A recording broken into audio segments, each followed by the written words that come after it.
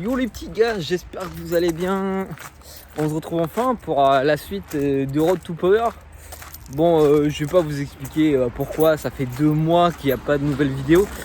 Bon, déjà tu verras que si tu prends l'ancienne vidéo et ces vidéos aussi, ma tête elle a changé de ouf. Parce que j'ai pris du poids de malade. Alors j'étais à 87 kg, là je suis à 98 kg. Ah, je suis passé du côté un peu obèse. Clairement, pourquoi?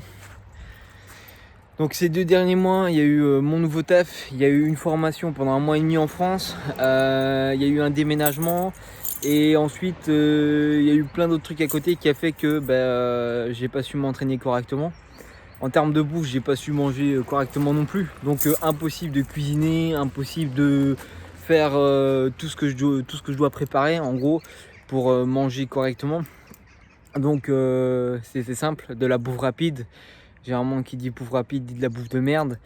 Et puis ensuite, comme je m'entraînais pas sérieusement, ça faisait que j'avais un surplus calorique assez conséquent. Et du coup j'ai pris pas mal de poids.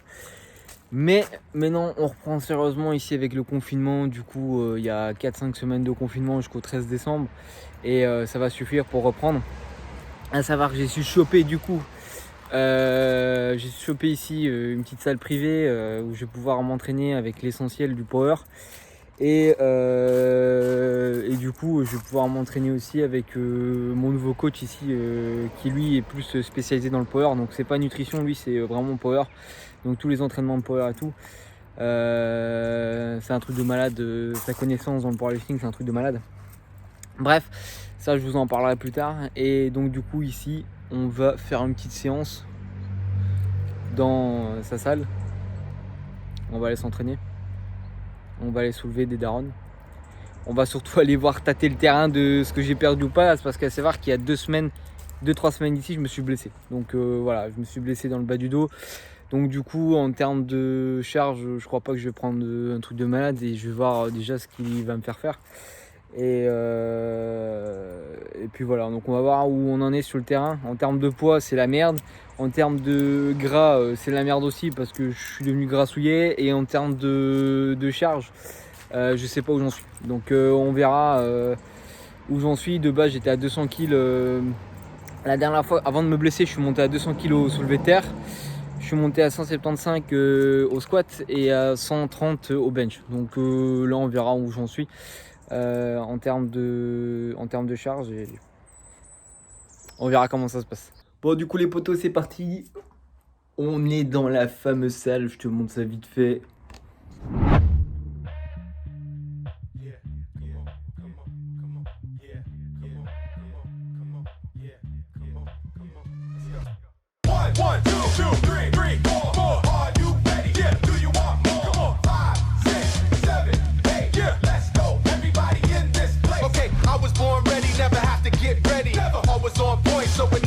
Messy, life can be a test, so we bring out the best. Every day I'm down to give it all I got left. Been waiting for this moment and we really prepared. We can't hold it so focused, no time to be scared. Been wondering and wondering, I'm finally clear. It's coming, it's coming, it's coming, it's finally here. Are you ready for it? Yeah, we ready for it. Are you ready for it? Yeah, we ready for it. Then get ready for it. Yeah, we ready for it. All my people worldwide, we coming alive. Are you ready? Yeah, we ready for it. Then get ready for it. Yeah, we ready for it. Are you ready? Yeah, we ready for it. All my people worldwide, we coming alive. The time is now. Choose it before you lose it. You only gotta prove it to yourself. Just do it. Salute to all my money makers, dream chasers, risk takers, groundbreakers, all my power players. Making big moves, but we stay unmoved. A1 with the credit paid up on dues. Day one's got my back, cause we in this together. Cause when I say I'm ready, we're ready for whatever. Are you ready? Yeah, we ready for it. Then get ready for it. Yeah, we ready for it. Are you ready for it? Yeah, we ready for it. All my people worldwide, we coming alive. Are you ready? Yeah, we ready for it. Then get ready for it. Yeah, we ready for it. Are you ready? Yeah, we ready for it. All my people worldwide, we coming alive. Let's go.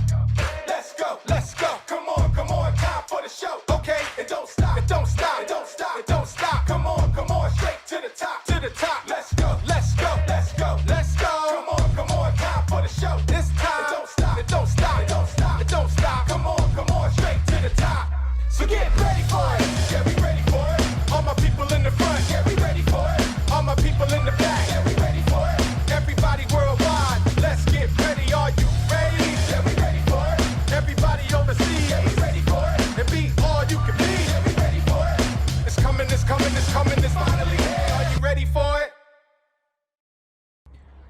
Donc comme vous avez pu le voir les gars, là j'ai chaud déjà.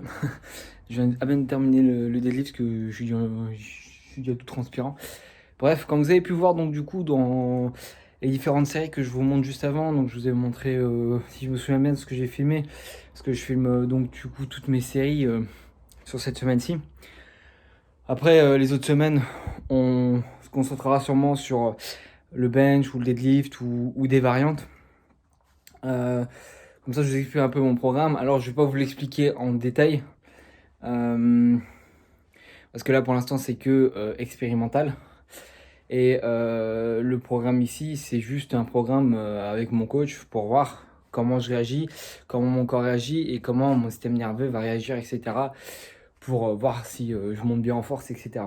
Il faut savoir que dans aucune de mes séances prochainement et dans aucun de mes programmes avec ce coach-là, je fais de top single à 100% de mon RM. Alors un top single, pour ceux qui ne savent pas ce que c'est une série à une répétition. Et avec un pourcentage max. Donc ensuite, on a ce qu'on appelle en powerlifting, je l'ai appris il n'y a pas longtemps, le RPE. Ou le RPE, c'est quoi? C'est le Rate of Persevered Exertion.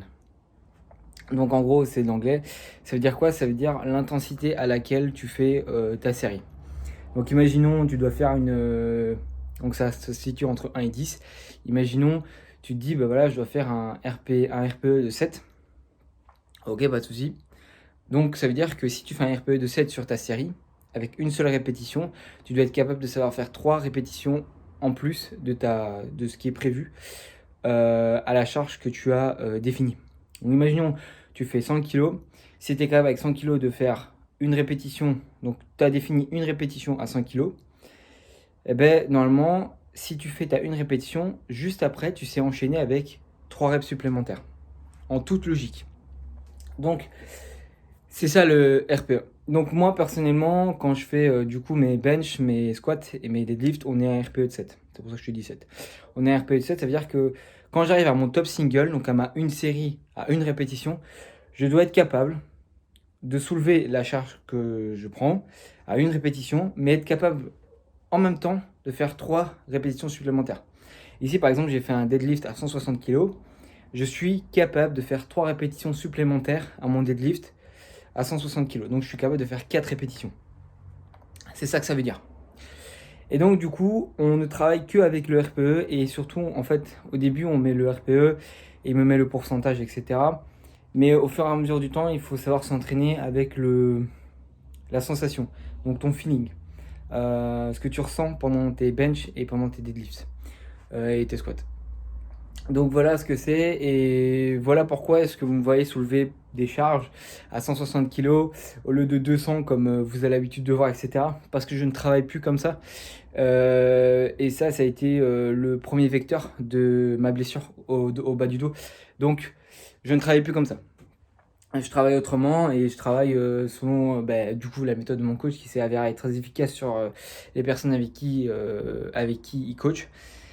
Et quand je vois l'un de ces gars qui coach, je peux que dire ok, je suis ton programme. Quand tu vois que le mec il soulève un deadlift 270 kg, c'est bon. Tu dis ok, c'est bon. Je suis ce que tu dis. C'est parti. Donc là on va voir ce que ça va donner. Ici pour l'instant j'ai des très bonnes sensations. Je suis pas fatigué, j'ai pas de blessure. C'est compliqué, je travaille dur, mais c'est pas comme avant en fait. Comment je pourrais expliquer ça? C'est même pratiquement impossible de l'expliquer si on ne l'a pas vécu. C'est-à-dire qu'avant, quand je finissais ma séance, je me sentais cassé. Or que là, je me sens pas cassé en fait. Je me sens pas cassé musculairement. Je me sens plus fatigué psychologiquement, donc nerveusement, que cassé en termes de. C'est que j'ai mal mal à l'articulation, etc. Je sens plus ce mal là, cette douleur là. Donc ça, c'est tout à fait nickel et c'est génial. Donc voilà, je voulais juste expliquer ça. Pour pas que tu te dises, mais what the fuck, le gars, il a fameusement diminué ses charges, une blessure, c'est phénoménal et tout. Non, pas forcément. Une blessure ne veut pas dire que tu passes de 200 kg à 160 kg, donc tu perds 40 kg.